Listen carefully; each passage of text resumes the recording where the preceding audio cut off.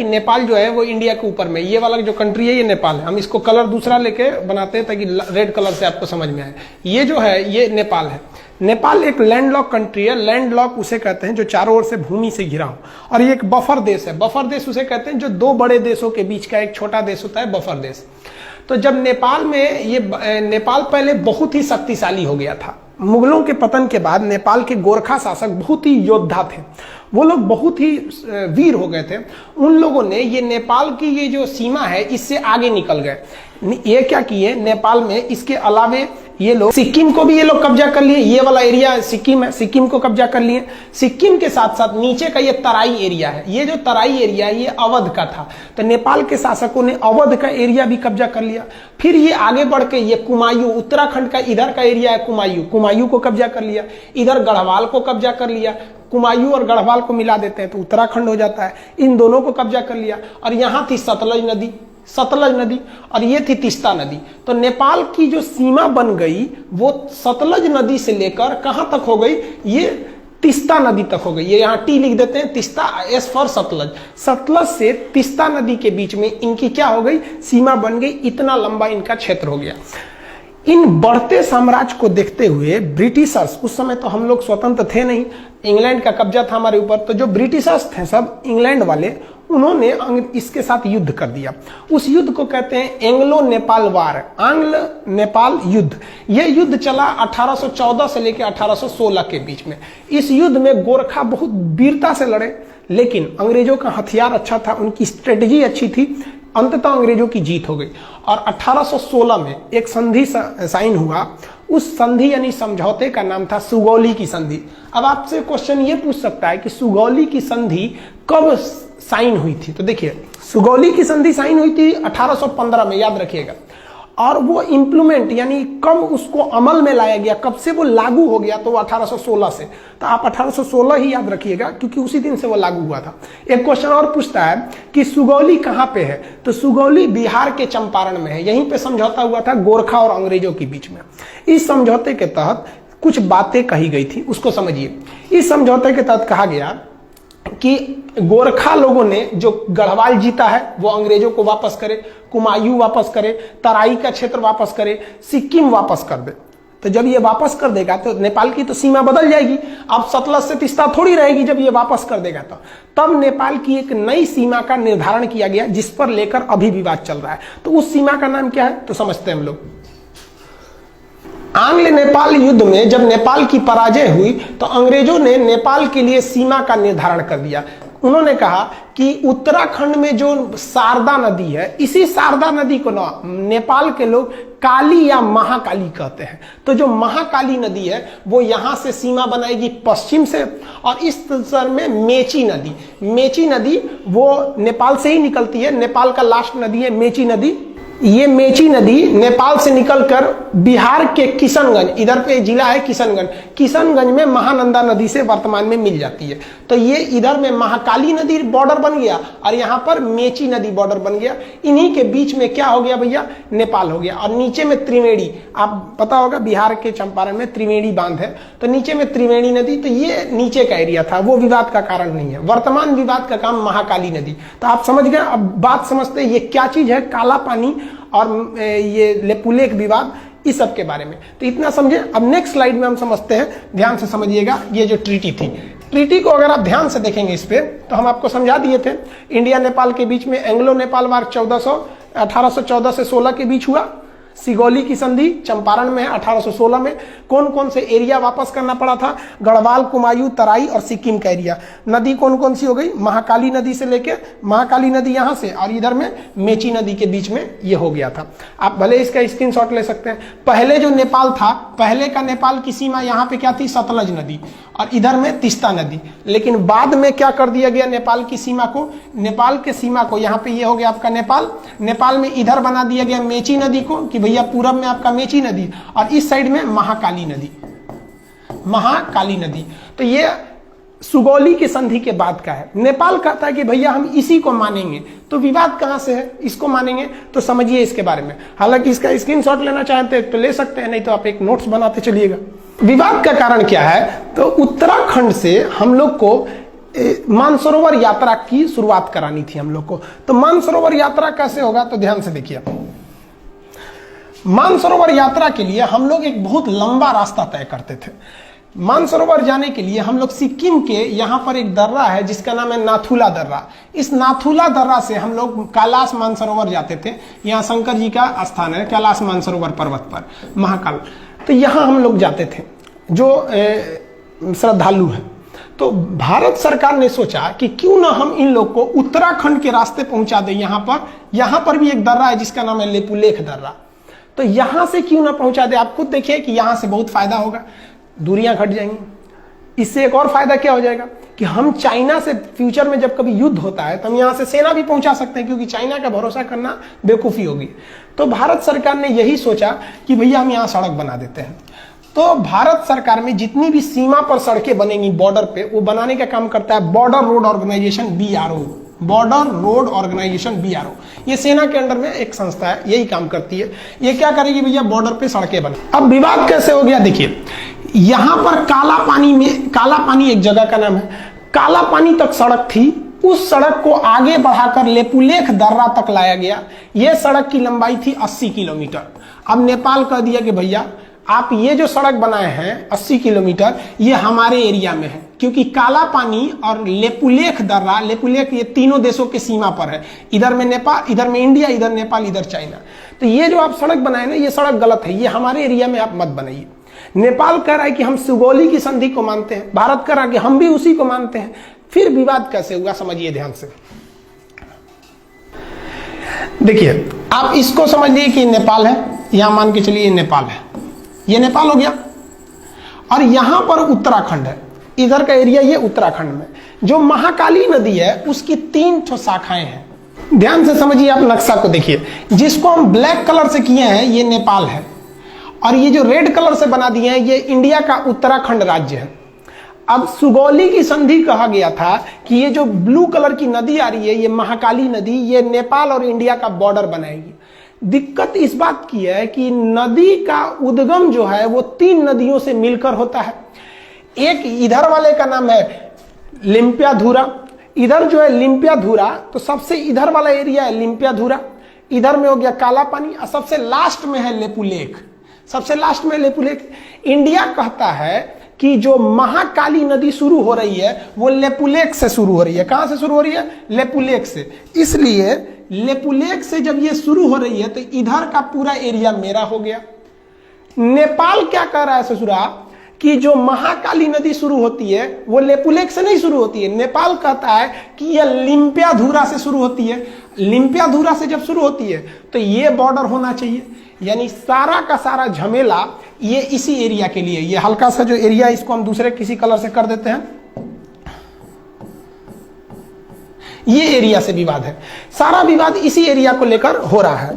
अब आपको बता दें कि ये जो एरिया है, इस एरिया पर पहले से कब्जा इंडिया का है। ये जो ट्राई जंक्शन है तीनों का एरिया, इस पर अधिकार पहले से इंडिया का है। तो नेपाल कह रहा है कि भैया मेरा है, आप खाली करिए। नेपाल को ये गर्मी कहां से है भैया, इतना जुनून जो कभी हमसे आंख मिला नहीं सकता था, आज इतना बढ़ के बोलने लगा। समझिए इसके बारे में।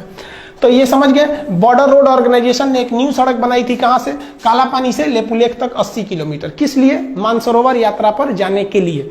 अब नेपाल ने एक नया नक्शा लगा दिया। नेपाल ने अपने नए नक्शा में लिम्पियाधुरा को, काला पानी और लेपुलेख, यानी ये पूरे एरिया को अपने नक्शा में दिखा दिया कि भैया ये पूरा एरिया नेपाल का है। इसने अपने नक्शा में दिखा दिया। इंडिया ने कहा भैया हम ये नक्शा को नहीं मानते, ये नक्शा गलत है। वो कहता कि नहीं आप मानिए, क्यों नहीं, ये सुगौली की संधि 1816 की बात है। तो आप समझ रहे हैं ना, वो उद्गम से एक झमेला है कि कहां से माना जाता है यहाँ पर। अब थोड़ा समझिए नेपाल ऐसा क्यों कर रहा है। नेपाल में अभी जो सरकार है वो सरकार है नेपाल कम्युनिस्ट पार्टी की। जैसे अपने यहाँ भारत में बीजेपी की सरकार है, उसी तरह फिलहाल नेपाल में नेपाली कम्युनिस्ट पार्टी है। ये चाइना की कम्युनिस्ट पार्टी से बहुत मैच करती है, दोनों की विचारधारा मैच करते हैं, इसलिए ये चाइना की ओर बहुत बह रहे हैं। और उसके प्राइम मिनिस्टर हैं KP शर्मा ओली। ये तो समझिए कि एकदम बैठे हैं चाइना की गोद में जाने के लिए तैयारी में। इनको समझ नहीं आ रहा है कि चाइना इनको बर्बाद करेगा। चाइना किसी को भी अपने डेप्ट ट्रैप में बिछा लेता है, यानी कर्जा देकर उनको फंसा लेता है। इतना ना कर्जा दे देता है औकात से ज्यादा कि ये कर्जा चुका नहीं पाते हैं। उसके बाद कहता है कि मेरा कर्जा लाइए, तो ये कुछ कर नहीं पाते, कहते नहीं है। तो चाइना कहता है तब मेरी बात मानिए। यही चाइना करना चाहता है किनके साथ? नेपाल के साथ। इनको शर्म नहीं आ रही, समझ में भी नहीं आ रहा है और शर्म भी नहीं आ रही है। कैसे? नेपाल चाइना के कहने पर ये सारा विवाद खड़ा किया है। और हद तब हो गया जब कल नेपाल के prime minister KP Sharma Oli ने क्या कहा, India spread corona virus in Nepal, यानी भारत के लोग नेपाल में कोरोना वायरस फैला रहे हैं। सोचिए, भारत के लोग फैला रहे हैं, हद हो गया भाई। हिंदुस्तान ने नेपाल को 2 लाख टैबलेट दिया था हाइड्रोक्सीक्लोरोक्विन का, 2 लाख टैबलेट दिया था नेपाल को पैरासीटामोल का, और वो भी उससे पैसे नहीं लिया था, गिफ्ट में दे दिया था कि भैया आप हमारे पड़ोसी हैं। और अमेरिका को हम लोगों ने पैसे में बेचा था। उस गिफ्ट का नतीजा ये है कि हम लोग कोरोना वायरस फैला रहे हैं। और क्या बोला केपी शर्मा ओली ने कि Indian corona is more lethal. Lethal मतलब होता है खतरनाक। मतलब इंडिया का जो कोरोना वायरस है वो अमेरिका, इटली और चाइना के वुहान वाले कोरोना से ज्यादा खतरनाक है। हद है भैया आपका। ये है केपी शर्मा ओली, इनको समझ में नहीं आ रहा है। तो आप ये समझे ना कि लिम्पियाधुरा का मेन विवाद क्या है। लिम्पियाधुरा उत्तराखंड के पिथौरागढ़ जिला में आता है, यह समझ में आ गया आपको। अब आगे समझाते हैं और क्या चीज है। इसका स्क्रीनशॉट लेना चाहे तो ले सकते हैं।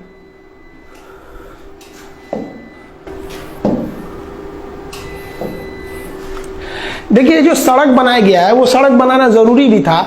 हमारे जो श्रद्धालु कैलाश मानसरोवर यात्रा जाते हैं, आप उनका स्थिति देखिए, कितने दुर्गम इलाके में जाते हैं, दुर्घटना हो जाती है। और भी आप देखिएगा तो इस एरिया में क्या हालत है सड़क का। आप देखिए कितनी गहरी खाई है, इतनी गहरी खाई में ये लोग, हम लोग की यात्रा करनी पड़ती है। ये मतलब जो कैलाश मानसरोवर की यात्रा पे जो श्रद्धालु जाते हैं उन पे, तो ये सड़क बनाना एक तरह से जरूरी भी तो था।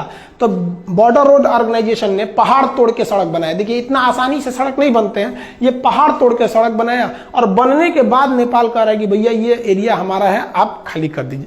तो थोड़ा हम अब हम ये समझते हैं कि इंडिया को नेपाल के साथ क्या करना चाहिए, हर चीज का एक कंक्लूजन होना चाहिए। तो देखिए उसके बारे में। देखिए, पहला तो इस मुद्दे को हमें नॉर्मली डेलीगेट बेसिस पे कूटनीतिक तौर पे सुलझा लेना चाहिए। कूटनीतिक मतलब होता है बातचीत करके अधिकारियों के द्वारा इस मामले को सुलझा लेना चाहिए। क्यों? क्योंकि हम अपने दोस्त बदल सकते हैं, पड़ोसी नहीं बदल सकते हैं। दोस्त तो बाद में आते हैं, पड़ोसी तो बगल में रहते हैं। अगर हम अपने पड़ोसी से ही दोस्त की तरह व्यवहार रखेंगे तो ज्यादा अच्छा रहेगा। तो इंडिया इसीलिए नेपाल को समझाता है, लेकिन ये समझ नहीं रहे हैं। तो चलिए एक हम दिखाते हैं। नेपाल के साथ इंडिया ने ट्रेलर दिखाया था 2015 में। 2015 में मधेसिया विवाद था। इंडिया के कुछ मधेसिया जाति के लोग नेपाल में बसे हैं, नेपाल उन लोग का ध्यान नहीं रख रहा था। इंडिया ने भी क्या किया, तो ध्यान से देखिएगा। नेपाल का जो बॉर्डर शेयर होता है इंडिया के साथ, ये मैदानी क्षेत्र है, यहाँ ट्रक वगैरह जा सकते हैं, इस रास्ते से ट्रक वगैरह जा सकते हैं। लेकिन ये वाला एरिया पूरी तरह पहाड़ है और बड़े बड़े पहाड़ हैं। माउंट एवरेस्ट भी उसी साइड में है, बड़े बड़े। तो चाइना से इधर आना बड़ा मुश्किल हो जाता है। इसलिए चाइना हो गया या कोई भी हो गया, वो अपना सामान अगर चाहते हैं कि नेपाल को बेचे, तो वो नेपाल को बेचने के लिए वो सामान को चाइना से वो कलकत्ता बंदरगाह पे उतार देते हैं और कलकत्ता बंदरगाह से ट्रक के रास्ते इसको नेपाल पहुंचा दिया जाता है। इसका मतलब नेपाल पूरी दुनिया से अगर चाहता है जुड़े तो उसके लिए 2 ही रास्ते हैं, या तो भारत या तो चाइना। अब समझिए भारत और चाइना में क्या प्रॉफिट है उसको। अगर कोई आलू आप नेपाल भेजते हैं इंडिया के रास्ते, तो ट्रांसपोर्ट को जोड़कर अगर खर्चा निकालिएगा तो 1 किलो आलू अगर 10 रुपया है, तो नेपाल पहुंचते पहुंचते वो 10 रुपये किलो का आलू 12 रुपये किलो हो जाएगा, क्योंकि यहाँ ट्रक वगैरह का भाड़ा भी जोड़ना है। लेकिन वही आलू जो 10 रुपये किलो अगर आप चाइना की ओर से भेजिएगा तो ये आलू 250 रुपये किलो हो जाएगा। इतना भयानक इधर मतलब पहाड़ है, सबकी जा ही नहीं पाएंगे आप यहाँ पे। तो इसलिए नेपाल को भी सोचना चाहिए कि भैया अगर भारत ने यहां से ब्लॉक कर दिया तो हालत खराब हो जाएगा। 2015 में भारत ने यहां से ब्लॉक कर दिया था, 2 महीने तक ब्लॉक कर दिया।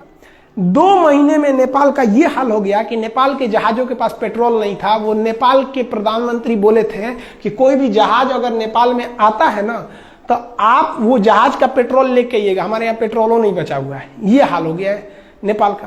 तो अगर इंडिया ब्लॉकेज लगा देता है तो नेपाल कहीं का नहीं बच पाएंगे।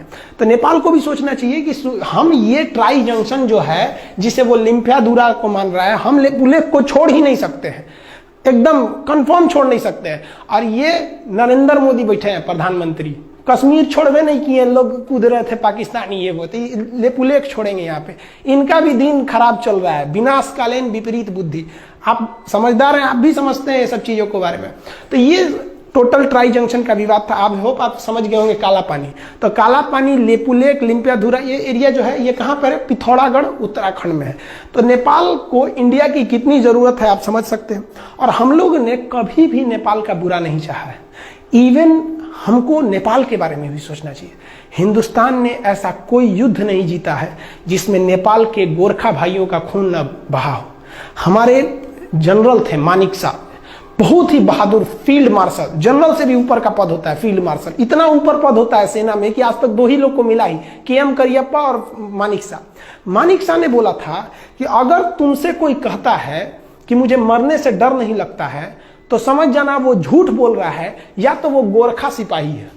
तो भारत में गोरखा सैनिक भी है। तो हमें ये भी देख के चलना है कि नेपाल से अच्छा संबंध बना के रखें ताकि वहां से हमारे देश में गोरखा सैनिक आ सके। बहुत ही योद्धा होते हैं और पहाड़ों पर लड़ने के लिए माहिर होते हैं। और कश्मीर में पहाड़ी एरिया में वो बहुत कुशलता से अंजाम दे सकते हैं। कारगिल की लड़ाई में भी वो लोग भाग लिए थे। हम भी भगवान से दुआ करते हैं कि भाई जल्दी जल्दी, एक तो कोरोना का संकट है, उस पर से एक नया संकट लेके चले आए, तो इसको भी जल्दी से सुलझा लेंगे नेपाल और भारत के इस रिश्ते को। आई होप आप इसको समझ गए होंगे। नेक्स्ट हम आपको समझा देंगे कि टूर ऑन ड्यूटी क्या चीज है, सेना में 3 साल कैसे जाना है, फिर नेपाल से क्या, नेपाल के साथ चाइना के साथ अभी जो नया विवाद हो गया है वो क्या चीज है, इस सब के बारे में हम समझा देंगे। वीडियो 5-6 दिन से नहीं डाल पाए एक्चुअली, बहुत लॉकडाउन के पीरियड में सबको बहुत सारे काम है। बहुत से ऐसे गांव हैं जहां पे गवर्नमेंट नहीं पहुंच पा रही है, उन लोग को भी खाना पानी देना रहता है। तो आपको भी अगर कहीं ऐसा लगता है कि कोई जरूरतमंद है तो आप भी वहां जाइए, हर काम छोड़ के वहां जाइए, क्योंकि बार बार अपने देश को सेवा करने का मौका आपको नहीं मिलेगा। यही वक्त है कि आप अपने कामों के बीच में से कुछ समय निकाल के उनको भी समय दीजिए। तो जब अब कभी कभी वीडियो रुक जाता है तो आप बात समझिए बाबू, उस काम को भी हम छोड़ नहीं सकते। तो थोड़ा हम उधर बिजी थे इसलिए हम वीडियो नहीं बना पाए, अब आ गए हैं, अब वीडियो कंटिन्यू रहेगा। आई होप आप ये समझ गए होंगे। नेक्स्ट वीडियो में हम फिर चर्चा करेंगे, अब सब्जेक्ट भी स्टार्ट कर देंगे, बायोलॉजी जो छोड़े थे या फिर पॉलिटी वगैरह।